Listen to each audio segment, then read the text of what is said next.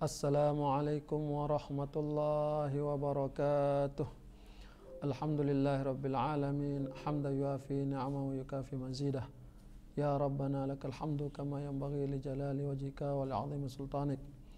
Allahumma salli wa sallim ala Sayyidina Muhammad al-qailu sallallahu alaihi wasallam, ya Zaid, inna Allah ja'ilu lima tara farajan wa makhraja, wa inna Allah nasiru dinihi wa mudhiru nabiyihi wa ala alihi wa ashabihi wa tabi'ina lahum bi ihsanin ila yaumiddin wa anna ma'ahum wa fihim bi rahmatika ya arhamar rahimin.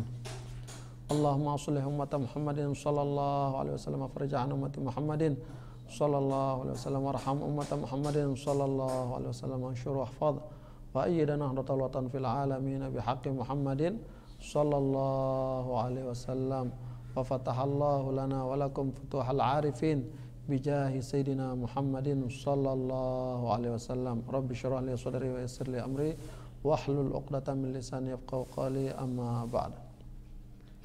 Hadirin sekalian, pemirsa di rumah, para pendengar di rumah juga, alhamdulillah kita bisa melangsungkan kajian kita tentang sirah atau perjalanan hidup, perjalanan dakwah Rasulullah sallallahu alaihi wasallam. Pada beberapa minggu yang lalu kita telah membahas tentang bagaimana hijrah beliau ke Thaqif, ya, ke Taif, mengharapkan keimanan Bani Thaqif, yaitu keturunan bangsa Thaqif di sana. Namun Allah Subhanahu wa taala, ya, membesarkan hati Rasulullah sallallahu alaihi wasallam untuk berdakwah ke Taif, di sana mengharapkan iman sekelompok atau mayoritas orang di sana, yaitu Thaqif, ya. Tapi kenyataannya hal tersebut gagal. Artinya tidak berhasil, ya, bukan gagal namun tidak berhasil, yaitu malah Rasulullah sallallahu alaihi wasallam disakiti, dilempari sampai mengucur darah mulia Rasulullah sallallahu alaihi wasallam.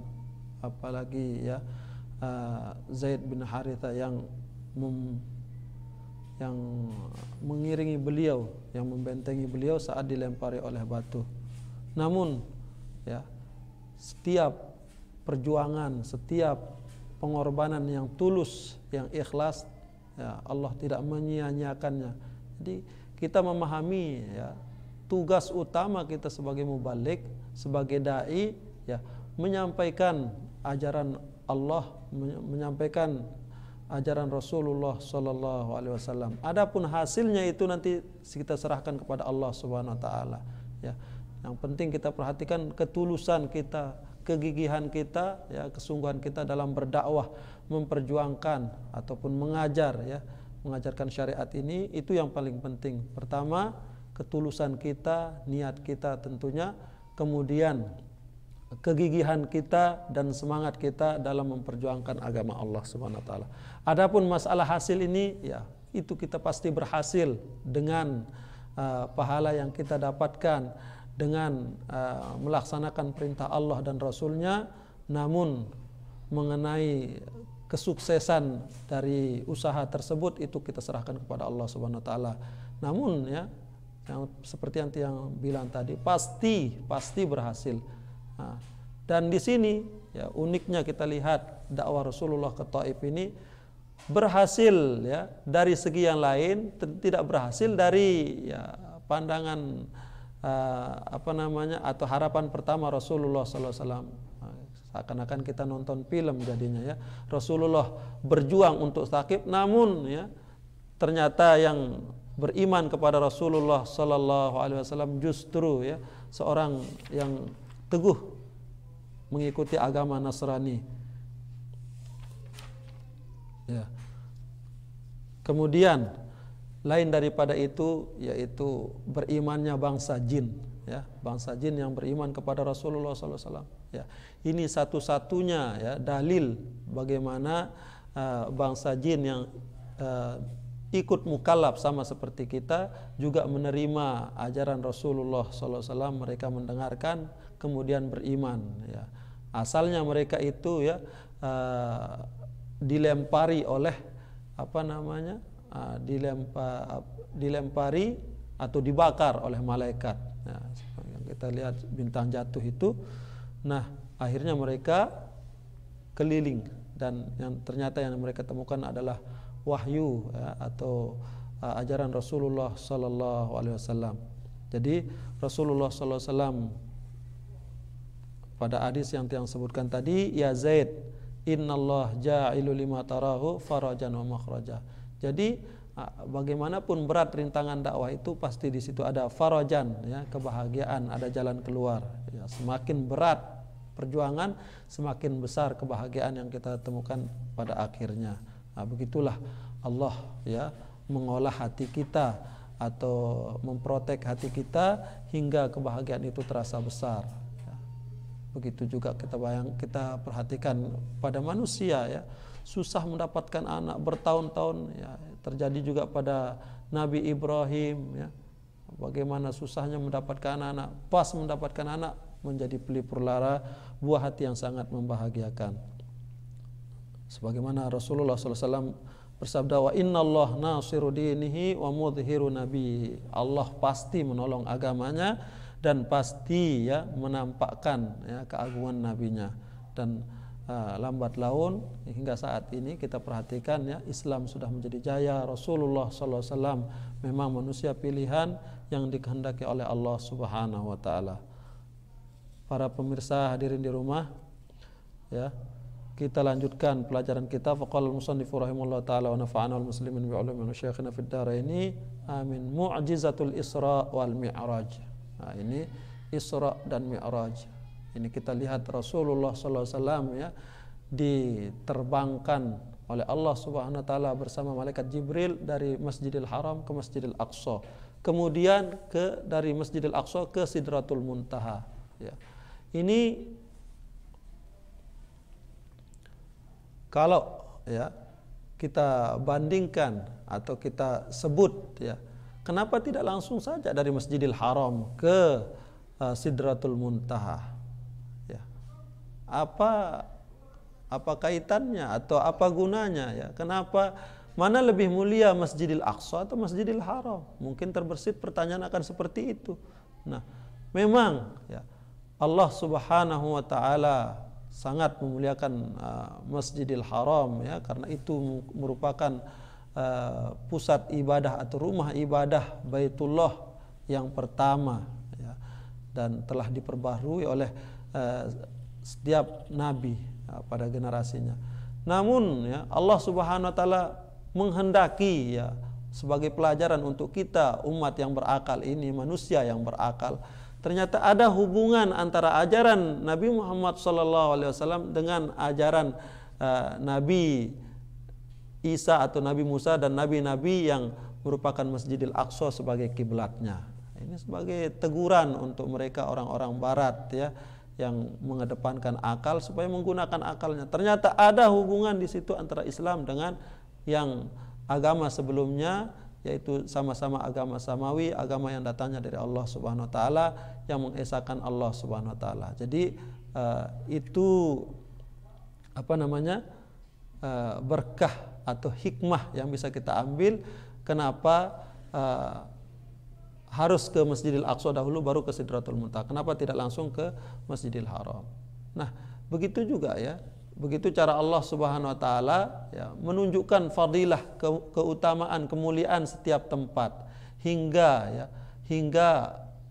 dalam kitab sejarah juga kita baca bahwasanya kenapa sampai Bani Muawiyah itu sempat menjadi khalifah ya. Kenapa dia bisa memegang pimpinan Islam atau khilafah Islam ya.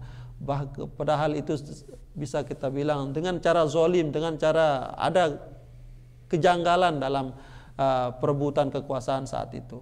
Nah, itu ternyata ya, hikmahnya Allah ingin menampakkan keutamaan ya kabilah-kabilah yang ada pada Quraisy.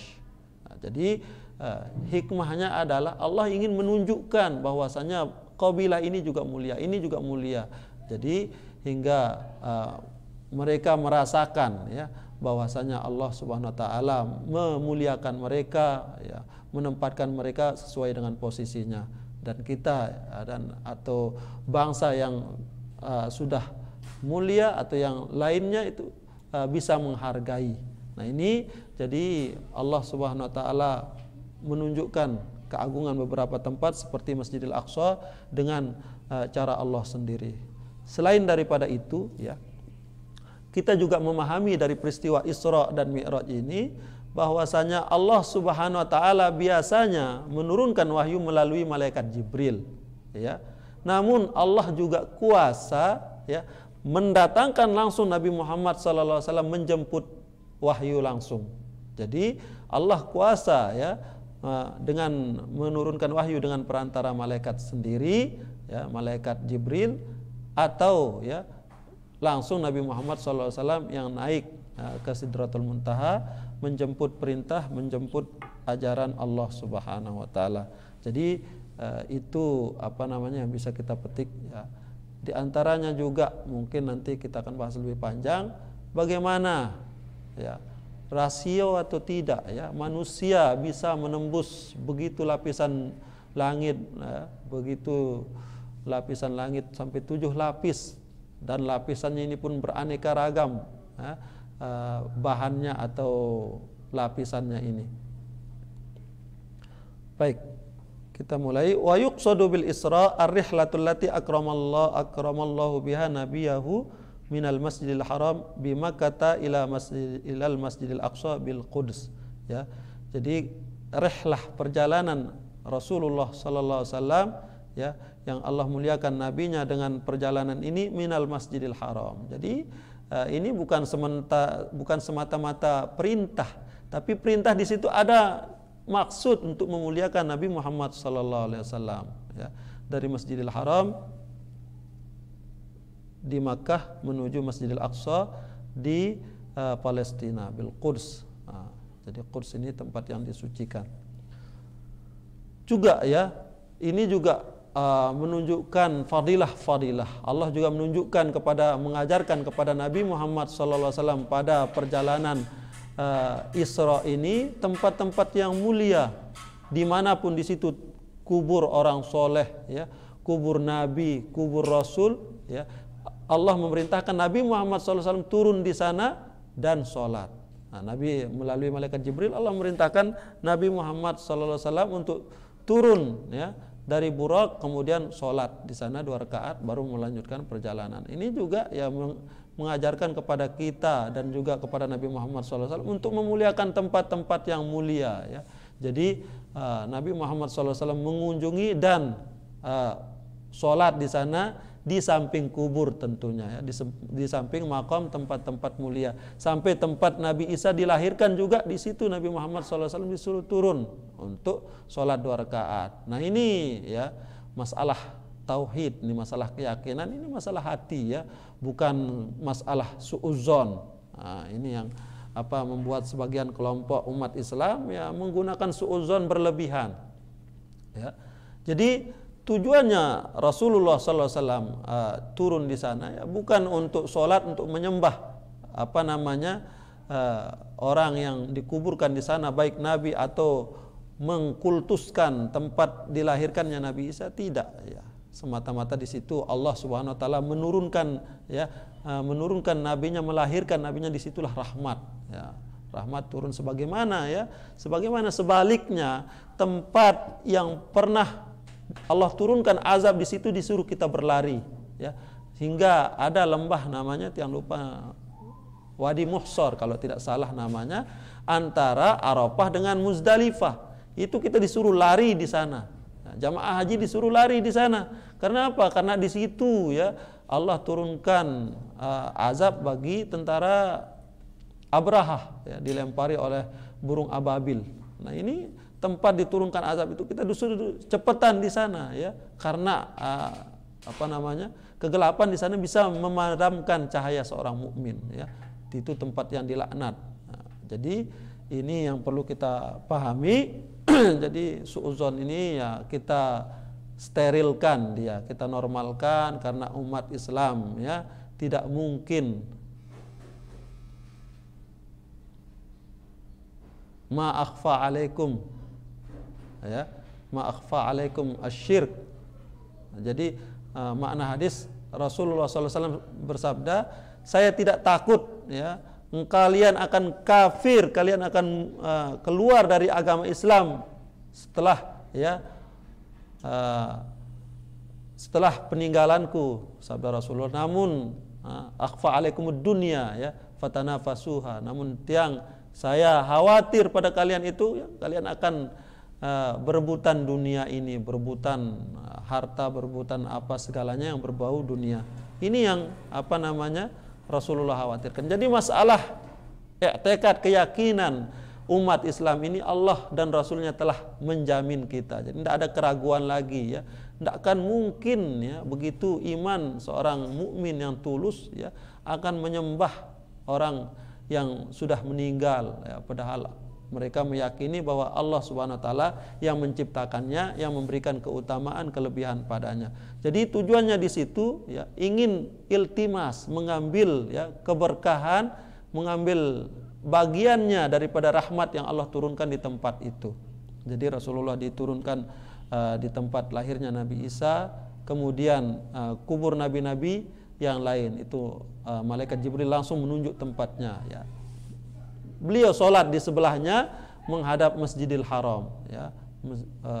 Sholat di tentunya sholat di sini, ya, belum beliau sholat, ya, belum diwajibkan sholat 5 waktu. Namun sholat yang ada di sini sholat seperti sholatnya Nabi Ibrahim alaihissalam. Nah, gitu, di situ Rasulullah sholat, kemudian begitu selanjutnya. Jadi beliau tidak menyembah Nabi atau Rasul yang dikubur di sana, namun, ya, beliau sholat di sebelahnya. Namun kita yakini bahwa di situ, ya, Allah meletakkan rahmatnya. Nah, ini yang bisa kita pelajari supaya tidak kita suudzon, semuanya syirik, ya. Padahal, ya, hati seorang mukmin ini sangat luas sekali, ya. Itu hal yang tidak bisa kita lihat. Namun, ya, dari simahnya, dari sikapnya seorang mukmin di situ kita lihat bahwasanya tidak mungkin dia akan menyekutukan Allah Subhanahu wa taala, ya. Dari sini juga, ya, mungkin kalau kita singgung masalah tawasul, ya. Tawasul itu, ya, sampai sahabat sendiri, ya. Sahabat yang mulia Sayyidina Abu Bakar, Sayyidina Umar, ya. Sayyidina Umar kalau tidak salah peristiwanya itu, beliau yang nomor 2 dari setelah Sayyidina Abu Bakar, ya, beliau disuruh tawasul dengan paman Nabi, baru turun hujan. Itu dalam hadis sahih, ya, baru Allah, disitulah Allah melebihkan seperti tadi, ya, melebihkan orang ataupun individu maupun tempat, menunjukkan kemuliaan tempat tersebut. Jadi kalau ingin turun hujan, tawasul dengan paman Nabi, ya, Allah menurunkan pun hujan. Nah, ini kalau tawasul itu, ya. Jadi seorang mukmin, ya, kita menyadari diri bahwasanya kita berluputan dosa, ya. Nah, sementara di situ ada hamba-hamba Allah yang Allah muliakan dengan membersihkan mereka, ya, dengan penuh istighfar, penuh doa, penuh zikir, hingga, ya, tidak pernah terbersit pun di hati mereka untuk bermaksiat.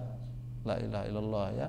Jadi pada sebagian hamba-hamba Allah itu, ya, itu bukan apalagi akan bermaksiat, terlintas di hati mereka saja akan bermaksiat, ya, itu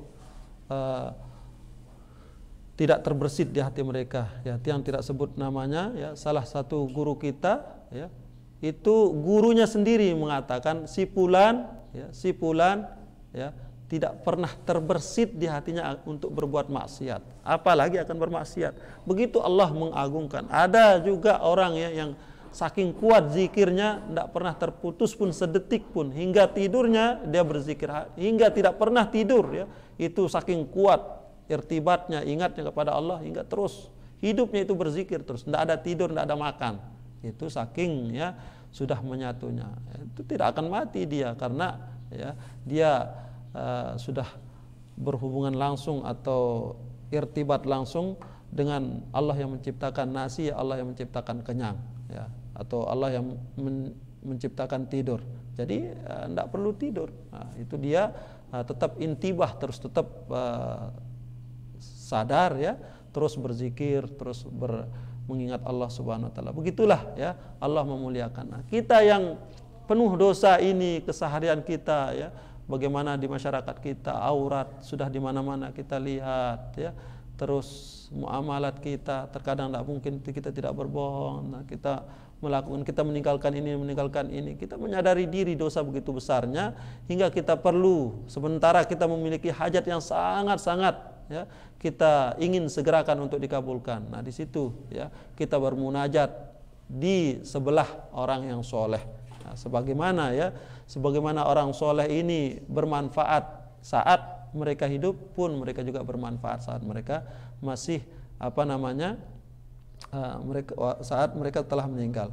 Jadi umpama kita memiliki hajat, datang kepada tuan guru ya, datang kepada orang yang soleh yang kita yakini. Nah, ini Allah menghargai keyakinan kita. Itu yang ajibnya ya, kita herannya saat kita menyaksikan orang yang meninggal dunia. Jadi ya, ini perlu kita penyaksian pada masyarakat kita. Jadi tatkala kita sesama orang berdosa menyaksikan bahwasanya teman kita yang penuh dengan dosa juga bahwasanya mereka meninggal dalam keadaan iman, mereka meninggal dalam keadaan baik, Allah menghargai penyaksian ini. Ya, dia saja yang sama-sama berdosa, sama-sama mengakui temannya meninggal dalam keadaan baik. Sementara saya yang rahmat saya meliputi langit dan bumi dan seluruh jagat raya ini, saya tidak akan merahmati ya, yang meninggal itu. Maka Allah memberikannya rahmat. Ini yang renungkan, masya Allah, luar biasa sekali. Itu sebabnya ya, jangan enggan-enggan ya, jangan enggan-enggan untuk mensolati atau memberikan kesaksian pada teman kita yang meninggal dunia. Yang penting betul dia beragama Islam ya. Oh Ustadz, itu ada ya, kalau kita lihat Sayyidina Umar ya, dia tidak sholat jenazah kalau dia tidak melihat ya Sayyidina Hudzaifah bin Yaman, sahibu sirri Rasulullah sallallahu alaihi wasallam. Jadi yang menghafal nama orang-orang munafik 300 orang banyaknya itu Sayyidina Hudzaifah bin Yaman ya, Sayyidina Hudzaifah ibnul Yaman, beliau sahibus sir ya, yang menghafal rahasia Rasulullah sallallahu alaihi wasallam, yaitu nama-nama orang munafik. Hingga Sayyidina Umar memperhatikan kalau Hudzaifah ini dia sholat jenazah, oh berarti ini bukan orang munafik, dia sholat. Ya memang ya dilarang kita mensolati orang munafik. Namun ya untuk zaman kita sekarang ini, jadi beliau Sayyidina Umar memiliki nas langsung, yaitu ya melalui Hudzaifah, yaitu Rasulullah memberitahu bahwa dia itu orang munafik. Namun kita sekarang ya, kita masyarakat, kita juga berluputan dosa. Nah, ini cara kita saling membantu. Kita mau bersaksi bahwasanya teman kita orang baik, meninggal dalam keadaan baik.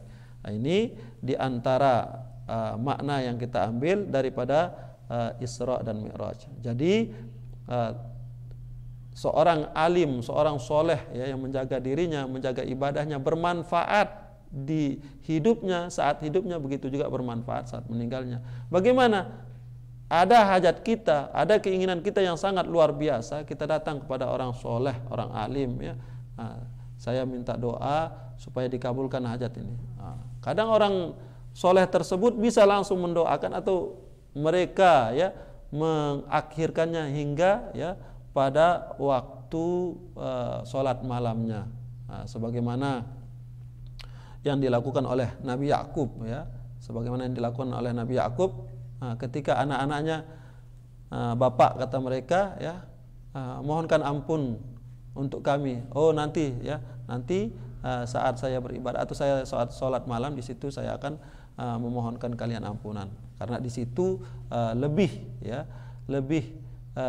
diyakini untuk dikabulkan. Saat kita semakin beristighfar, semakin mendekatkan diri kepada Allah. Nah, begitu juga saat setelah meninggalnya ya, Allah memuliakan ya, mengutamakan seorang yang masih hidup setelah meninggalnya. Yang penting kita tidak meminta langsung, kita tidak meminta duit, kita tidak meminta hajat kita pada orang yang meninggal. Enggak, ya Allah, kabulkan hajat saya ini dengan cintamu, dengan perhatianmu pada si fulan. Itu makna tawasul. Jadi seakan-akan kita, kalau bahasa kasarnya mungkin kita nyogok, kita sogok Allah Subhanahu Wa Taala dengan hambanya yang soleh untuk mengabulkan hajat kita. Nah ini diantara makna Isra. Ammal mi'raj fahuwa ma aqaba dzalika minal uruj ila tabaqatis samawatil ula thumma al-wusul bihi ila haddin inqata'at indahu ulumul khalaiq min malaikatin wa insin wa jin wa kullu dzalika fi lailatin wahidah.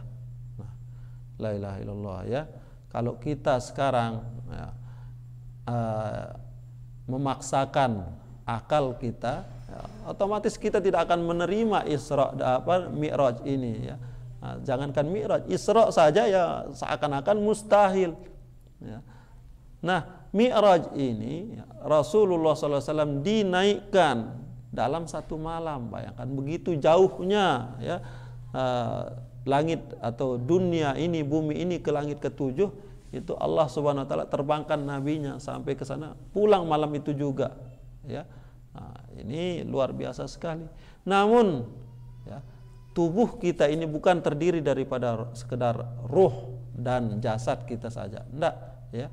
Ada di situ akal, ada di situ nafsu ya. Ada akal, ada nafsu, ada perasaan. Coba bayangkan.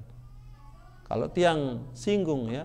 Jadi suami istri saja bayangkan ya. Kalau dia ingin memiliki anak, dia itu harus menggunakan nafsunya. Coba bayangkan ya. Oh, Ustadz, saya orang soleh ya. Saya tuan guru, saya ini syekh, saya kiai. Saya ingin memiliki anak, tapi saya tidak ingin nafsu-nafsu ini kadang bersama setan dia ya. Jadi bersama setan dia. Saya ingin membuat anak dengan iman. Silahkan coba. Kalau bisa membuat berhubungan badan dengan istri dengan iman, yaitu tanpa bangkit nafsunya, bisa kira-kira? Nggak bisa. Nggak bisa. Jadi harus ya panasi dulu istri. Nah, panasi dulu istri, istri juga memanisi suami hingga di situ nafsu bangkit hingga memuncak, hingga keluarlah mani. Jadi mani dalam keadaan normal tidak akan mungkin keluar kecuali di saat puncak syahwat. Nah ini jadi Allah sudah menentukan begitu. Artinya maksud tiang di sini posisi nafsu, ya di sini posisinya nafsu yang memiliki wewenang di sini. Tidak bisa kita bilang pakai iman, tidak mungkin, mustahil dia ya. Namun disinilah nafsu yang berpahala. Sebagaimana orang yang berzina itu saat dia berzina dia mendapatkan dosa ya, menggunakan nafsu pada yang salah, itu dia berdosa. Kita yang memiliki suami istri ya, yang bersuami istri ya, menggunakan nafsunya pada pasangannya ya, di situ berpahala, bahkan berlipat-lipat pahala. Jadi ini yang perlu kita pahami, bahwa semuanya itu memiliki medan. Dan masalah Mi'raj ini di situ masalah iman ya, bukan nafsu, bukan akal. Jadi ketika ya syariat membutuhkan ya iman ya, membutuhkan keimanan seorang manusia ya, keimanan seorang manusia. Nah, kadang dia harus mengalahkan akalnya, rasionya itu harus terkalahkan ya. Jadi di antaranya di sini ya, sebagaimana perkataan Sayyidina Ali, laukana dinu birra'yi lakana masul khaffi min asfalihi. Jadi ada selop ya, atau kaos kaki yang terbuat dari kulit. Jadi orang Arab begitu caranya dahulu untuk menghindari kedinginan ya. Kedinginan pada puncak musim dingin, mereka menggunakan kaos kaki yang terbuat dari kulit supaya hangat tubuhnya, dan itu ya dibuat lebih panjang menutupi mata kaki. Nah, itu tertutup semua ya, tertutup semua, atau bisa kita bilang sekarang ya sepatu tentara mungkin bisa dia kalau talinya kuat, caranya kuat. Yang penting itu tidak basah bila terkena air dari atas. Nah ini jadi Sayyidina Ali mengatakan laukana dinu birra'i lakana masul khafi min asfalihi. Jadi dalam syariat ya ada aturannya dalam fikih, itu seseorang kalau sudah menggunakan slop itu atau kaos kaki dari kulit tersebut ya, khuf itu dalam keadaan suci, sudah mandi, sudah berwudu, nah itu dia gunakan. Nanti saat dia berhadas ya, dia pipis atau buang air besar, kemudian dia berwudu, tidak perlu dia buka, tidak perlu dibuka. Bagaimana? Cukup nanti saat akan membasuh kaki, cukup dia mengusap atasnya saja, basahi tangan dengan air, usap atasnya saja ya. Loh, kok atasnya? Bawahnya bagaimana? Tidak usah bawahnya. Kenapa? Karena ya begitu dari aturan dari syariat. Loh Ustadz, kan yang dipakai berjalan yang di bawah bukan yang di atas. Nah ini makanya Sayyidina Ali mengatakan begitu, karena sendal ini atau selop tadi yang kita gunakan berjalan ya, kena tanah adalah bawahnya, namun yang kita usap atasnya ya. Nah, itu luar biasa sekali. Makanya di situ laukana dinu birra'i lakana masul khaffi min asfalihi. Jadi andaikan ya agama ini seluruhnya menggunakan akal ya, seluruhnya menggunakan akal, maka karena slop ini kita gunakan bawahnya yang kita pakai berjalan, maka seharusnya saat ya ketika diusap bawahnya yang diusap. Namun dalam syariat mengatakan cukup usap atasnya saja.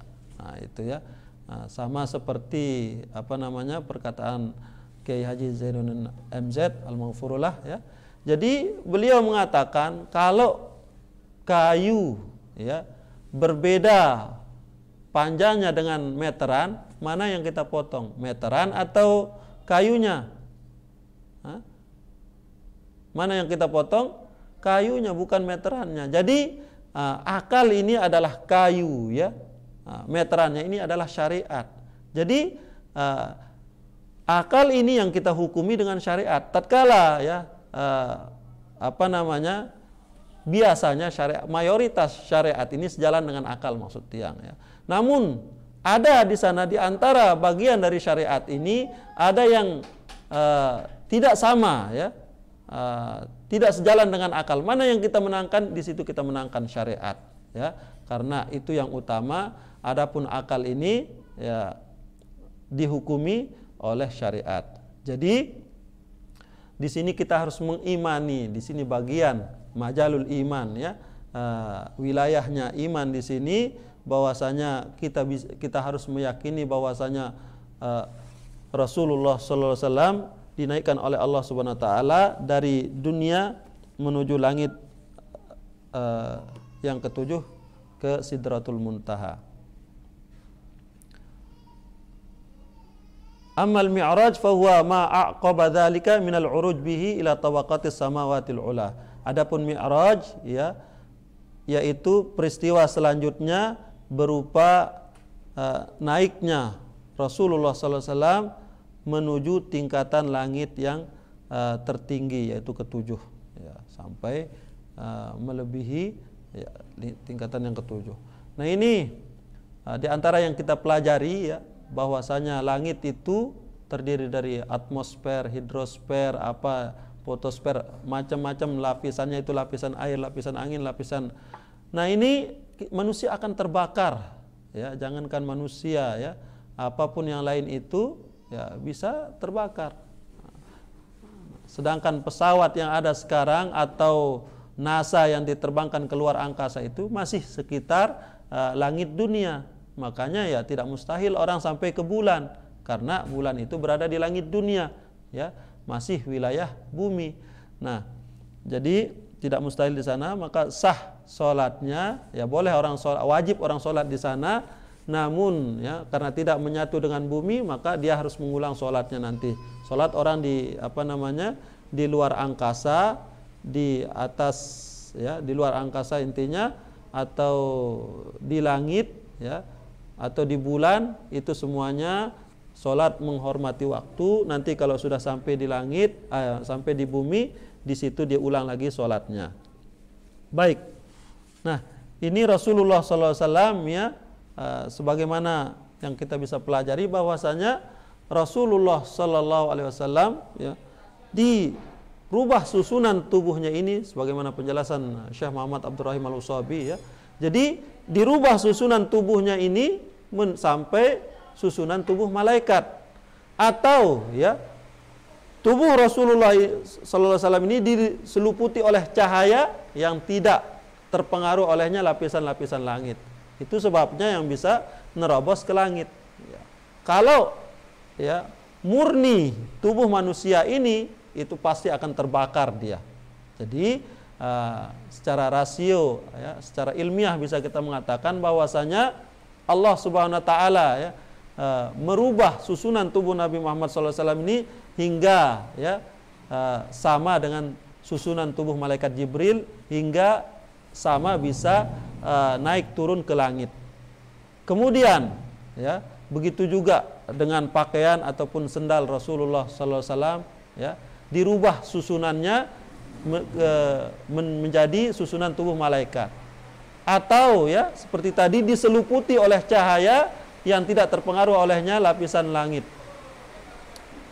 Baik, hal ini kita lihat ya, tatkala Rasulullah Sallallahu Alaihi Wasallam sampai pada Sidratul Muntaha, bahwasanya di situ ya, bahwasanya malaikat Jibril sendiri yang tercipta dari cahaya tidak mampu ya, dia yang menjadi amir atau pimpinan perjalanan saat itu ya, sampai di sini batasku katanya. Kalau aku maju, aku akan terbakar ya. Engkau Muhammad maju, engkau tidak akan terbakar. Hingga majulah di situ Nabi Muhammad SAW selanjutnya ke hadapan, ke hadratil ilahiyah ya, ke hadapan Allah Subhanahu Wa Taala, hingga di situ beliau bersalam atau memberikan penghormatan. At-tahiyatul mubarakatus salawatut thayyibat lillah. Nah, ini penghormatan yang paling agung, paling mulia Nabi Muhammad SAW persembahkan pada Allah Subhanahu Wa Taala. Selanjutnya ya, Nabi Muhammad selanjutnya Allah Subhanahu Wa Taala memberikan salam ya, sambutan hangat kepada Nabi Muhammad SAW. Assalamu alayka ayyuhan nabiyyu wa rahmatullahi wa barakatuh ya. Jadi kalau kita lihat ya, umpama Presiden Jokowi ya memanggil Gubernur NTB ya, ke Jakarta. Nah, dengan kekuasaannya, dengan posisinya Presiden Jokowi umpama, bisa saja dia memanggil ya Gubernur NTB Pak Zulkifli ya, Pak Zul, bisa menyebut namanya langsung ya, boleh menyebut namanya langsung, atau dengan jabatannya ya, yaitu wahai Gubernur Nusa Tenggara Barat. Nah, saat dia memilih menyebut jabatannya, di sini ada nilai memuliakan. Nah, di sini kalau dia menggunakan menyebut namanya langsung ya, Pak Zulkifli Mansyah umpama ya, di situ maka dia ya menggunakan haknya, boleh-boleh saja untuk dia. Nah, di sini Rasulullah SAW ya dimuliakan oleh Allah Subhanahu Wa Taala, hingga di dalam Al-Quran tidak ada khitab langsung ya, tidak ada menyebut langsung, memanggil langsung nama Rasulullah Sallallahu Alaihi Wasallam ya, tidak ada menyebut langsung nama Nabi Muhammad SAW. Nah, hanya ada ya menyebut jabatannya. Nah, di sini ya, assalamu alayka ayyuhan nabiyyu wa rahmatullahi wa barakatuh. Salam sejahtera untukmu wahai sang nabi ya, wa rahmatullah, dan rahmat kasih sayang Allah, wa barakatuhu, keberkahannya. Nah, di situ Rasulullah SAW kemudian ya menyambutnya dengan doa untuk pribadi beliau, dan juga ya mudah-mudahan kita masuk di sana, yaitu orang-orang soleh. Assalamu alayna wa ala ibadillahis sholihin. Jadi ya dari sini ya kita memperhatikan bahwasanya derajat yang tertinggi ya, derajat yang tertinggi yang harus kita cita-citakan, harus kita kejar adalah kesalehan, ya, menjadi orang yang baik, ya, menjadi orang yang tulus menghambakan diri kepada Allah Subhanahu wa taala. Assalamu alaina, keselamatan untuk kami, sabda Rasulullah, wa ala ibadillahis sholihin, dan juga orang-orang yang soleh. Nah, mudah-mudahan kita termasuk orang yang soleh hingga masuk, ya, dalam doa Rasulullah sallallahu alaihi wasallam di hadapan Allah Subhanahu wa taala. Jadi begitu, ya. Bahwasanya Rasulullah sallallahu alaihi wasallam saat menghadap Allah Subhanahu wa taala dengan tubuhnya langsung bersama pakaiannya pun, ya, tidak ada mengatakan lepas sendal, ya. Adapun Nabi Musa, ya, kalau kita perhatikan itu masih di Bukit Tursina itu, ya, masih di lembah dunia. Innaka bil wadil muqaddas ikhla' na'alaik, ya, copot sendalmu, ya. Innaka ikhla' na'alaik innaka bil wadil muqaddas itu, copot sendalmu hai Musa, ya, engkau berada di lembah yang suci. Masih Nabi Musa berada di bumi, ya. Ada tempat disucikan di situ, ya. Nabi Musa disuruh buka sendal. Adapun Nabi Muhammad sallallahu alaihi wasallam tidak ada istilah buka sendal, ya. Baik saat di Masjidil Aqsa, ya, ataupun di sana sampai batasnya malaikat Jibril, tidak ada perintah membuka sendal di situ, ya. Nah, itu sebabnya mungkin, ya, bagi saudara-saudara yang naik pesawat atau masuk ke lift itu, ya, jangan buka sendal, ya. Jangan buka sendal di situ, nanti keluar pesawat, ya, sudah tidak ada lagi sendalnya karena sudah berpindah, ya. Jadi Nabi Muhammad SAW, ya, ketika diperintahkan maju oleh malaikat Jibril, nah di situ kita pahami bahwasanya tubuh Rasulullah SAW ini dirubah lagi, ya, dinaikkan lagi, ya, unsur-unsurnya hingga melebihi susunan tubuh malaikat. Karena malaikat Jibril sendiri, ya, yang terbuat dari cahaya, kalau maju terbakar. Kok bisa, ya? Kok bisa? Malaikat Jibril terbuat dari cahaya, akan terbakar. Sementara Nabi Muhammad yang tercipta dari tanah itu tidak akan terbakar. Nah, ini suatu, ya, spesial sekali. Nah, kalau kita ingin ilmiah, ya, di situ Allah Subhanahu wa taala dengan kekuasaannya mampu merubah susunan Nabi Muhammad SAW ini melebihi susunan tubuh malaikat hingga, ya, tidak terbakar saat menghadap hadratil ilahiyah, ya, ke hadapan Allah Subhanahu wa taala. Nah, atau seperti tadi, ya, diseluputi oleh cahaya, ya, yang mampu, ya, tidak berbekas, tidak berpengaruh, ya, cahaya atau kuatnya cahaya yang ada di hadapan beliau hingga tidak terbakar. Nah, ini diantara beberapa kemuliaan, ya, beberapa kemuliaan dari Rasulullah Sallallahu Alaihi Wasallam dan juga untuk kita umat Islam.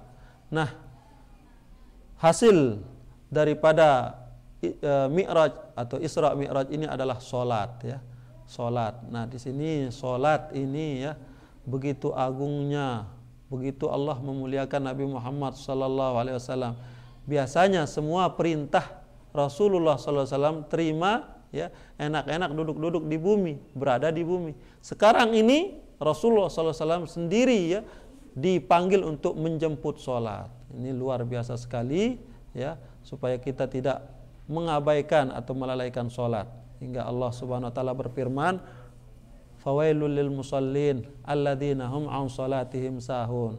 Neraka wail atau makna yang lain, celaka orang yang melalaikan sholat. Nah, ini jangan sampai bagaimanapun, ya, sibuknya kita, ya, kita berusaha atau kita mencari rizki, mencari nafkah. Siapa yang memberi rizki? Allah Subhanahu wa taala, ya, Allah Subhanahu wa taala. Nah, kalau kita lalaikan, ya, abaikan perintah Allah Subhanahu wa taala yang memberikan rizki, bagaimana rizki itu akan diberikan kepada kita? Ini kita gunakan akal sehat.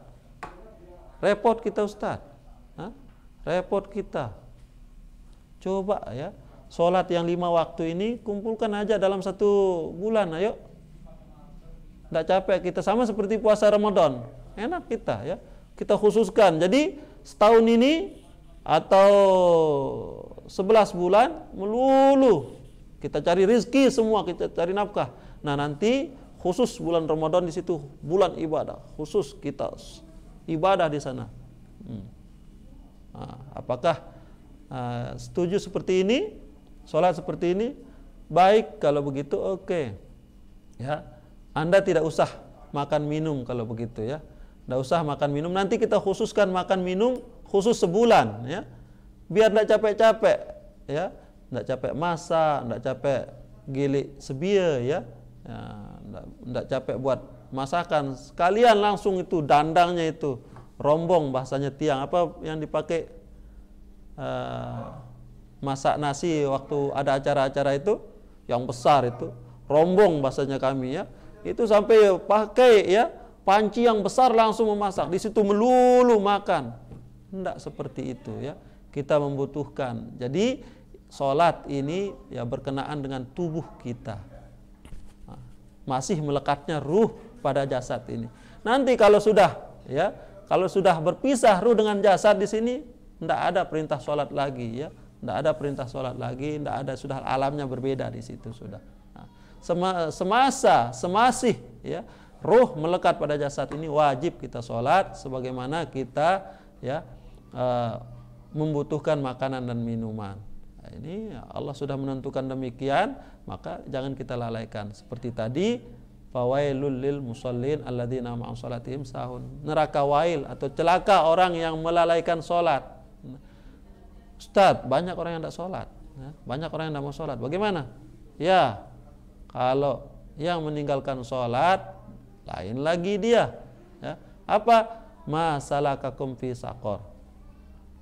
Orang-orang yang berada di neraka sakor nanti ditanya, loh kenapa kalian berada di sini? Ya, kenapa kalian bisa masuk neraka sakor? Ya. Qalu lam nakum minal musallin. Oh, kami dulu meninggalkan sholat. La ilaha illallah. Ya, begitu beratnya. Siapa temannya di situ? Temannya ya di neraka sakor itu ya, yaitu musuh para nabi. La ilaha illallah. Siapa musuh para nabi? Fir'aun, Abu Lahab, Abu Jahal. La ilaha illallah. Itu ya, itu duetnya di situ nanti akan disiksa. Bagaimana berat siksaannya musuh nabi. La ilaha illallah. Ini supaya kita sadari, kita jangan meninggalkan sholat ataupun mengabaikan sholat ini. Repot kita Ustaz, apalagi kita bekerja itu, apalagi kita jadi buruh itu, ya proyek nanti lambat dia, nggak jadi kita dapatkan uang. Ya kalau kita menjaga sholat kita, menjaga ibadah kita, berkah upah yang kita terima, berkah rizki yang kita terima. Berkah, bagaimana berkah itu Ustaz? Kita tidak paham berkah. Apa sih berkah-berkah bagaimana? Kalau rizki yang kita terima sambil ya memperhatikan ibadah kita, kewajiban kita, di situ Allah Subhanahu wa taala memberikan manfaat lebih di situ. Bagaimana manfaat lebih? Kita gunakan pada hal-hal yang bermanfaat. Kurang senang kita Ustaz, tidak bisa kita beli brem ya, tidak bisa kita beli, tidak bisa kita mabuk-mabuk. Justru mabuk-mabuk itu dilarang oleh syariat ya. Karena apa? Mengganggu akal, merusak akal. Mauhibah, a'zamul mauhibah ya. Pemberian paling besar Allah Subhanahu wa taala kepada manusia adalah akal. Kalau enggak ya, sapi lebih mulia daripada manusia. Kalau kita tidak menggunakan akal, itu ya dosanya besar, dosanya orang yang merusak akalnya. Ya. Jadi ketika seorang ya, mencari rizki, mencari nafkah sambil memperhatikan ibadah, terutama ibadah wajibnya, rizki atau harta yang dia terima itu berkah. Jadi bermanfaat untuk yang baik-baik, dan ini yang luar biasa sekali. Anak dan istrinya menjadi taat. Coba bayangkan ya, orang kaya itu bagaimana tidak stres dia ya. Istrinya selingkuh, anaknya ya bejigar bahasa Lomboknya, jadi brutal, nakal ini, bahkan mau membunuh ayahnya, terus perampok di mana-mana. Orang ingin intimidasi ya, banyak sekali. Bagaimana bisa tenang? Ya, sampai-sampai ya di dalam dunia, di dalam tanah itu lebih baik daripada di atas tanah. Itu sampai begitu stresnya orang-orang yang ya tidak ada aman dalam hidupnya. Kenapa? Melalaikan kewajiban, melalaikan perintah Allah Subhanahu wa taala. Jadi kalau seseorang menjaga ibadahnya, ya, otomatis di situ ya anak istrinya akan menjadi baik. Anak istrinya akan menjadi baik, taat, penurut, dan mendatangkan kebahagiaan. Nah, selanjutnya ya, di antaranya juga ya, Allahumma sholli ala sayyidina Muhammad. Jadi penyakit juga ya, dihindari dari penyakit-penyakit yang berat, penyakit-penyakit yang berbahaya. Itu kita lihat masyarakat kita yang menjaga sholatnya ya, masyarakat kita yang menjaga sholatnya itu terhindar dari penyakit kronis, penyakit-penyakit yang berbahaya itu.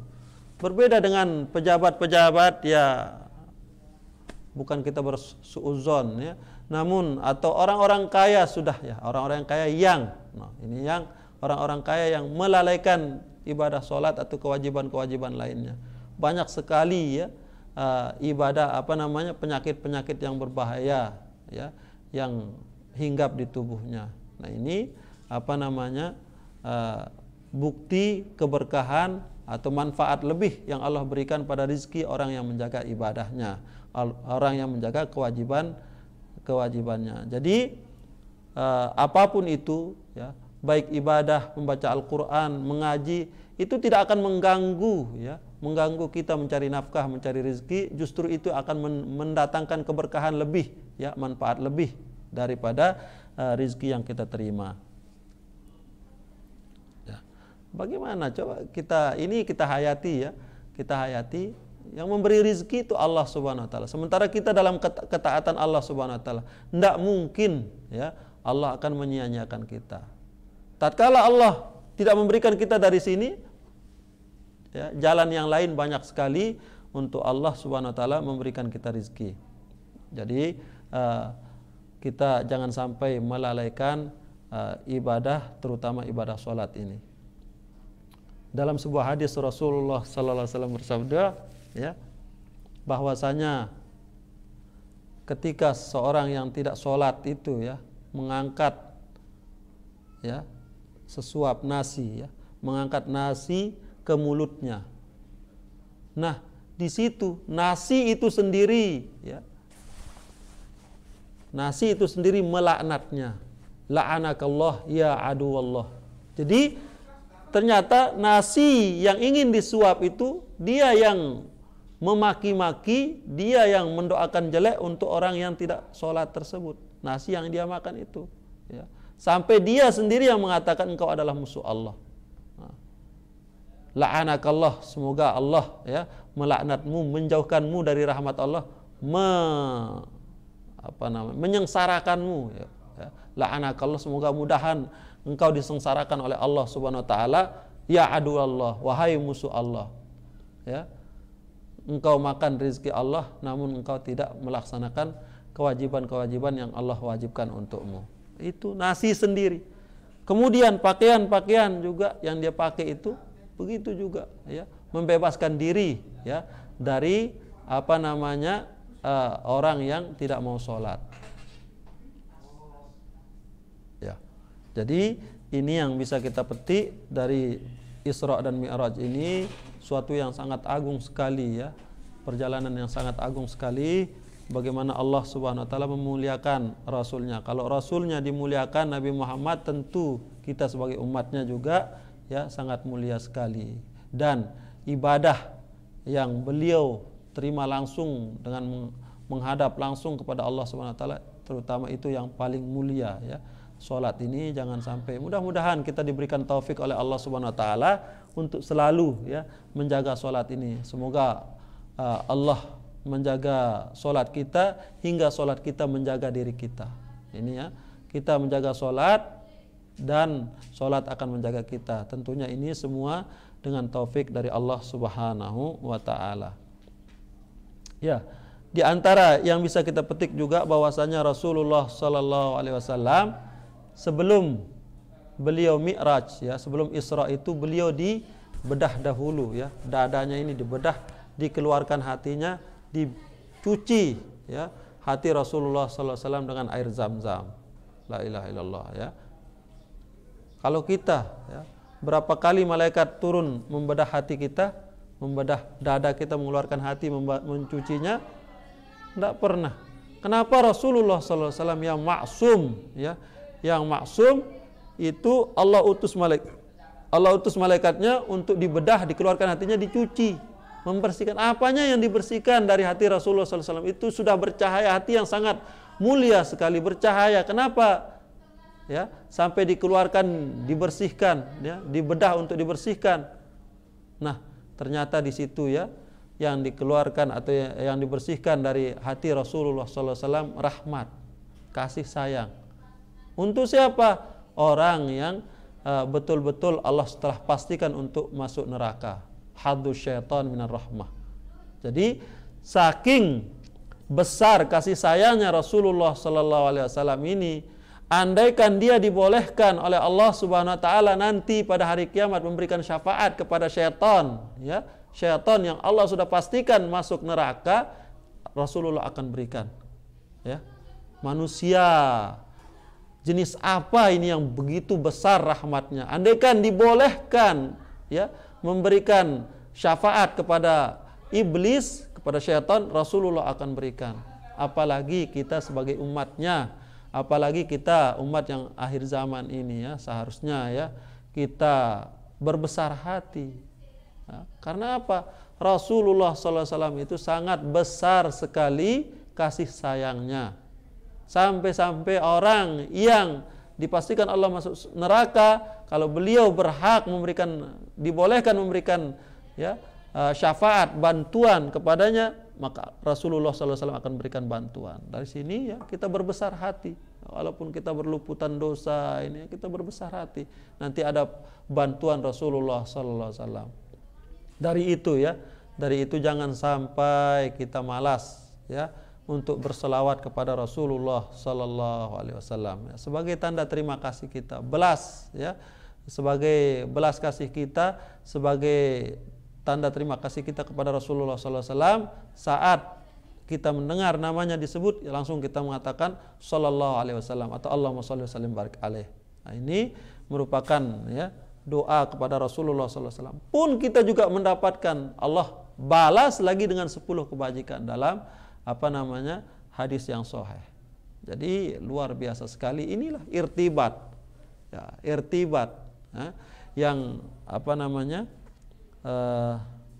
Allah berikan pada umat Nabi Muhammad ini, semuanya mendatangkan pahala, semuanya menjadi ibadah.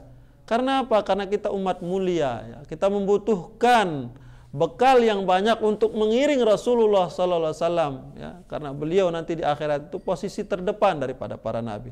Sementara kita sebagai umatnya bagaimana? Jauh di akhir, tidak akan mungkin ya.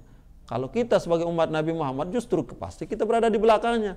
Nah ini ya, itu sementara umur kita hanya sampai 60, minim yang sampai 70 ya, apalagi lebih dari itu. Nah, sementara umat-umat terdahulu sampai ribuan-ribuan tahun itu ya, puluhan ribu tahun. Ini yang mau kita kejar. Dari itu Allah Subhanahu Wa Taala ya, Allah Subhanahu Wa Taala melipat gandakan pahala. Pun hingga ya, bukan sholat saja ibadah, semua perbuatan baik itu mendatangkan pahala, merupakan ibadah ya. Hingga kalau kita memberi, itu merupakan ibadah ya. Itu mendatangkan pahala. Orang yang diberi ini berterima kasih ya, berterima kasih itu sudah pahala, itu sudah balasan. Dia memberi, berterima kasih dan memberikan lagi, itu sama-sama mendatangkan pahala.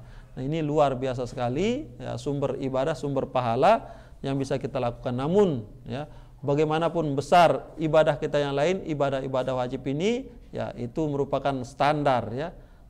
Tidak ada nego padanya, harus kita laksanakan seperti ibadah sholat. Nah ini rahmat Rasulullah Sallallahu Alaihi Wasallam ya, meliputi seluruh jagat raya ini, sampai benda mati pun Rasulullah Sallallahu Alaihi Wasallam kasihi, apalagi kita sebagai umatnya. Kita berbesar hati sambil kita membantu diri kita ya, kita tingkatkan ibadah kita tingkatkan kualitas iman kita supaya tidak terlalu jauh jarak kita nanti dengan Rasulullah Sallallahu Alaihi Wasallam, orang yang sangat mulia ya. Itu dicuci hatinya oleh Allah Subhanahu Wa Taala dengan air Zam-Zam daripada haddu syaitan minar rahmah, daripada rahmat yang akan ya, diberikan kepada syaitan. Jadi di sini dari Isra dan Mi'raj ini beberapa keagungan yang kita lihat pada Rasulullah Sallallahu Alaihi Wasallam, pada kita umat Islam, pada ibadah solat yang hasil beliau ya, dan juga menjadi pelipur lara Rasulullah sallallahu alaihi wasallam dari penderitaan yang sudah beliau alami. Mudah-mudahan kajian kita mendatangkan keberkahan, menjadi ibadah, menjadi sumber pahala bagi bekal kita mengiring Rasulullah sallallahu alaihi wasallam. Mudah-mudahan kajian kita ini menambahkan cinta kita kepada Rasulullah sallallahu alaihi wasallam dan keluarganya, memperbaiki hubungan kita dengan Rasulullah sallallahu alaihi wasallam, hingga hubungan kita juga dengan Allah Subhanahu wa taala spontan akan menjadi baik. Siril Fatihah.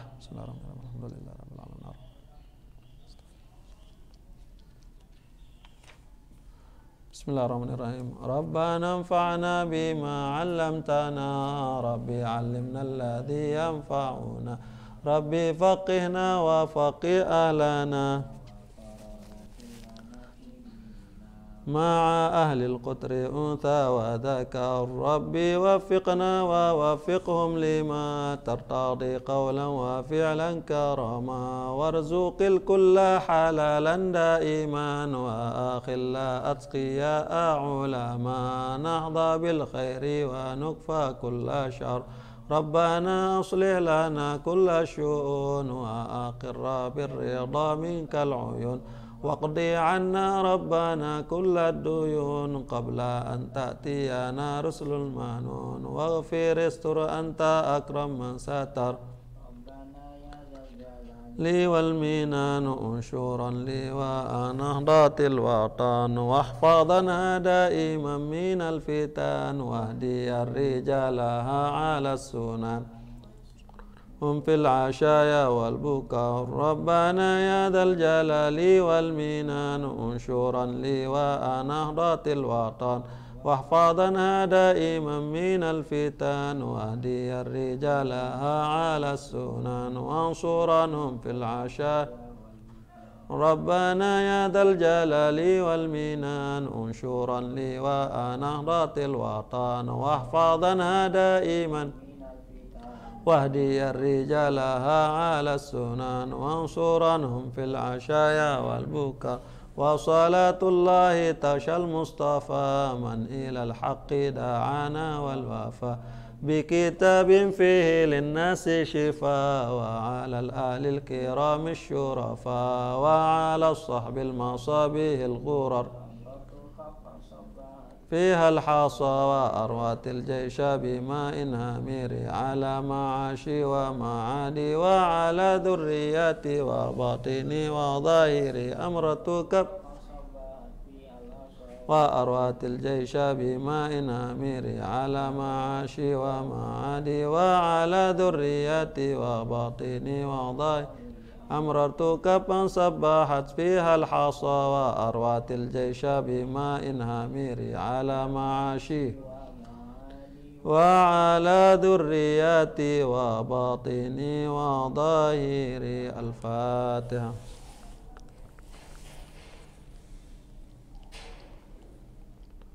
Atas semua kesalahan dan kekeliruan tiang mohon maaf. Wallahul muwaffiq wal hadi ila sabilir rasyad. Assalamualaikum warahmatullahi wabarakatuh.